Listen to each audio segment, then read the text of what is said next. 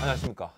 약속대로, 약속을 드린 대로 지금 이제 속보 영상을 제작을 하게 됐습니다.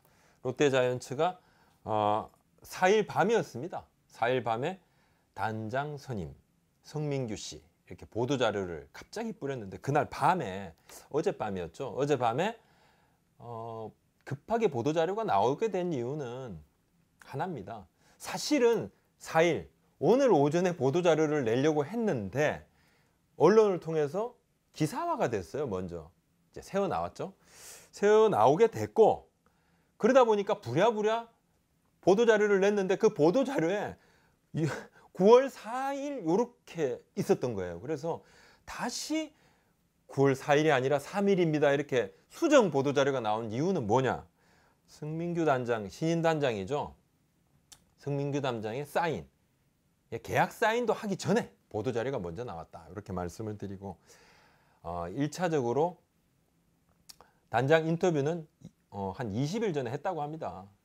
했다고 하고, 뭐 보신 분은 아시겠지만 저번 영상에서 제가 이제 얘기를 했죠. 아주 젊고 단장 경력이 아주 일천하고, 바로 방송 직전에 제가 카톡도 받았다 이렇게 말씀을 드렸고, 그때 카톡 내용이 뭐냐면 롯데자이언츠의 단장이 확정이 된 것 같으니까 한번 알아보세요 이렇게 카톡이 왔는데, 제가 그 답변을 뭐라고 달았냐면 바로 성민규 씨입니까? 이렇게 달았죠. 달았더니만 그분이 아니 뭐 벌써 소문이 그렇게 났나요? 그게 2일 이야기입니다. 알고 있었고요. 저희 이제 한 2-3주 전에 롯데 담당인 박상기영 기자, 박상기 차장이 성민규 단장이 가장 유력하다 이렇게 이야기를 먼저 해왔습니다. 그래서 그때 제가 들었을 때 굉장히 놀랐고요. 그래서 그 이후에 방송을 하면서 로이스트 전 감독님이죠. 가능성 아주 낮다. 김용희 감독님 가능성 낮는데 아주 낮다고 말씀을 드렸었고요. 커티스 정 씨 같은 경우는 유력 후보군 아니었고 1차 후보군이 10여 명이었어요.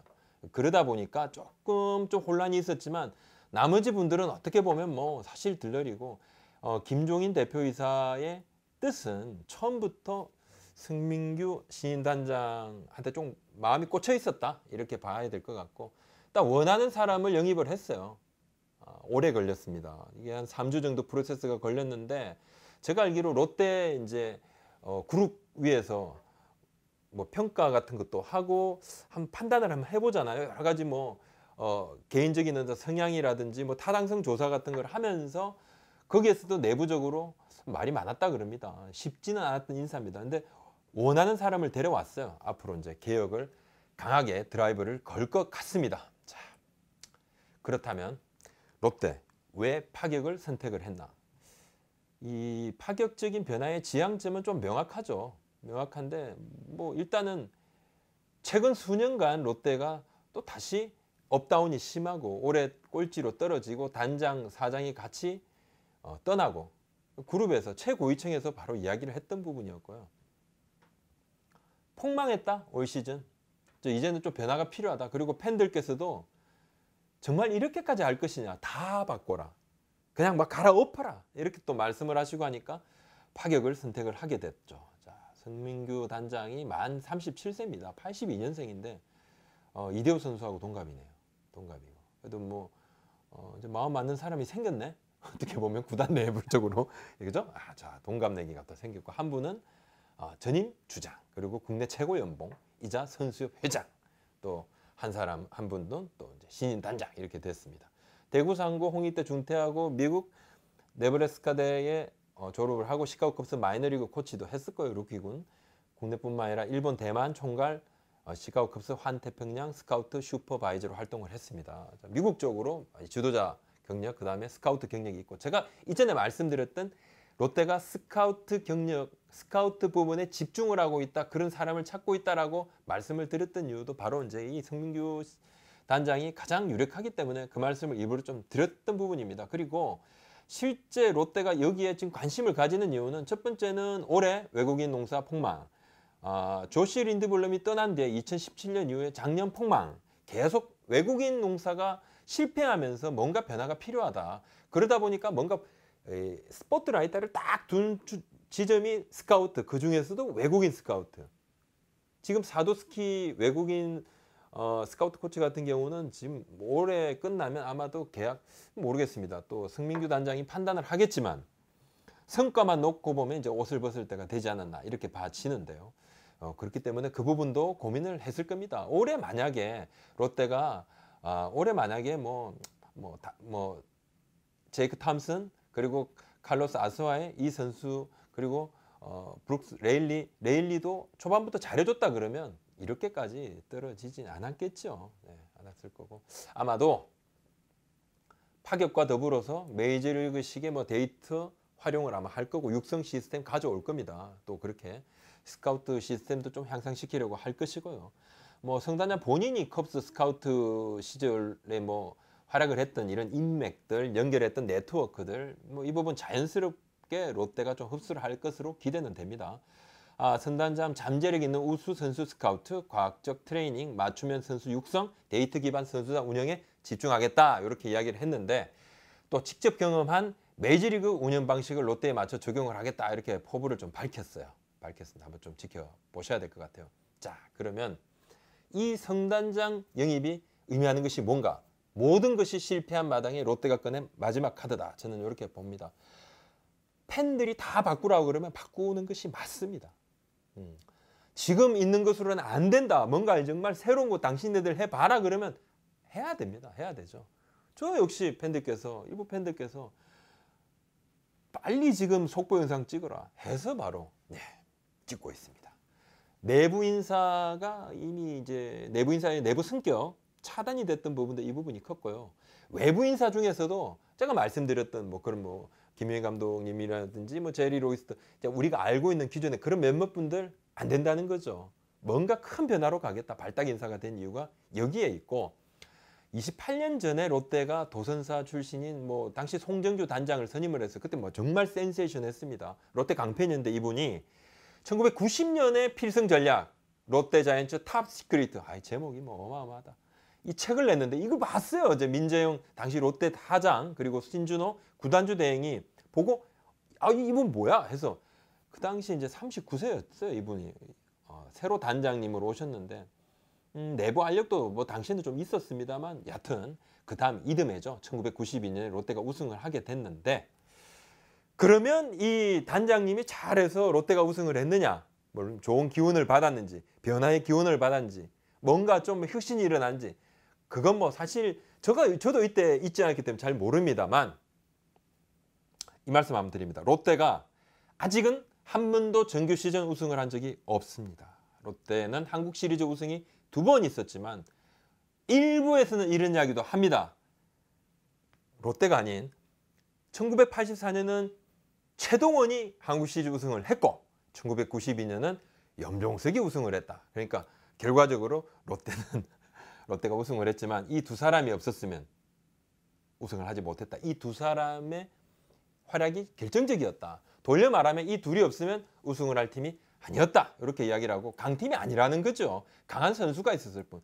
정말 리그를 정말 찜쪄먹을 만한 그런 선수가 있었을 뿐 강팀이 아니었다. 이렇게 얘기를 있는데 아직도 이런 이미지가 없어요. 강팀 이미지가. 롯데가. 롯데 그러면 이상하게 스마트 반대, 혁신 반대, 새로운 것 반대 이런 이미지만 좀 있어서 강력 반대 좀 이런 박탈감이 이번에 파격 인사로 이어지지 않았나 이렇게 좀 봐집니다. 자, 그렇다면 새로 성단장 성공할 것인가 실패할 것인가 이번에 성단장 영입을 어떻게 생각하느냐 제 개인적인 의견입니다.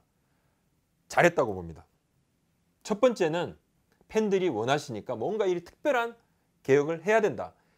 왕후장상에 전 태어날 때부터 씨가 있다 이렇게 생각하지 않습니다.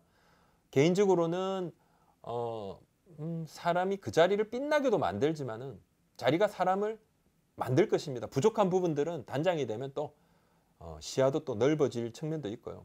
그리고 롯데가 다 해봤잖아요.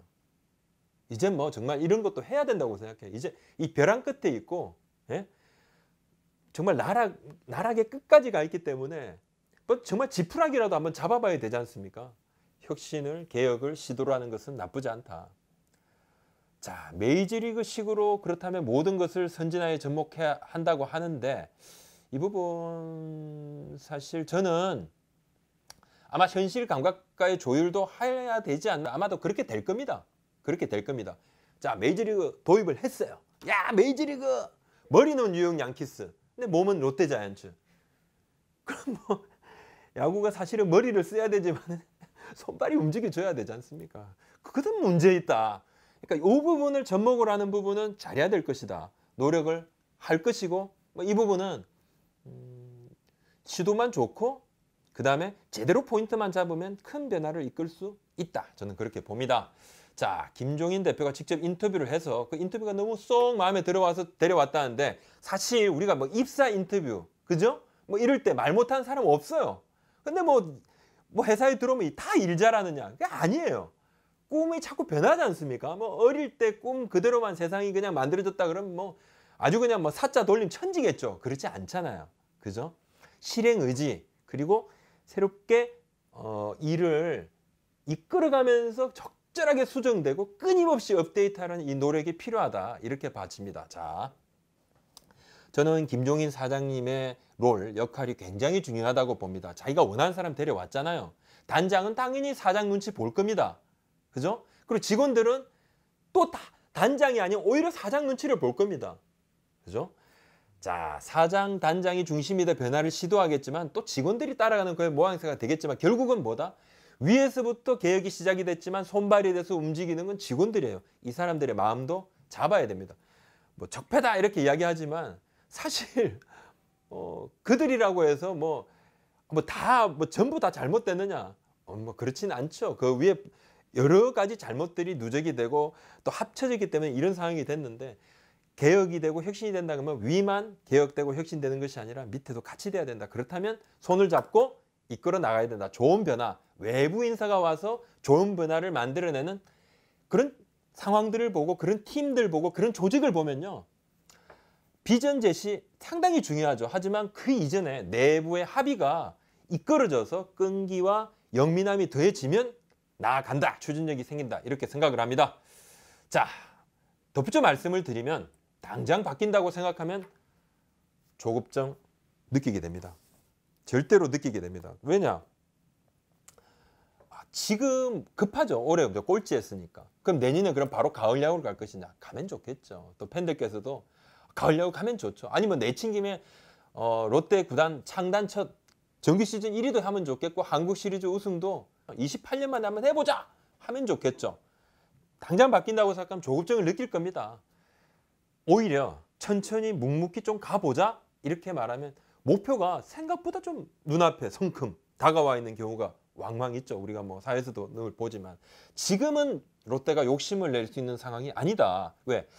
롯데가 구멍이 포수 하나만은 절대 아닙니다. 팀의 노세화 있죠. 연봉이 많은 것, 이것은 좋은 선수들을 데리고 오려고 노력하다 보니까 그런 측면이 있습니다. 이 투자 대비 효과, 이 부분은 다시 한번 재고를 생각을 해야 되는 부분도 있긴 하지만 이것만 가지고 문제를 삼아서는 안 된다 이렇게 봐지고, 선발진, 불펜진, 그리고 팀 연전 스피드라든지 특히 내야 수비, 외야 수비 어느 것 하나 온전한 것이 없습니다. 갈 길이 멀다. 자, 하지만 저는 이번 성단장 인사 개인적으로 기대가 됩니다. 변화를 선택을 했습니다. 여러 가지 잡음이 있겠지만 잘 한번 만들어 줬으면 좋겠습니다. 개인적으로 이건 뭐 전 또 야구팬의 한 사람으로서 저도 롯데자이언츠에 한번 새로운 어떤 변화 시도 한번 묵묵히 한번 응원을 해 보겠습니다. 오늘 말씀 여기까지 올리겠습니다. 고맙습니다.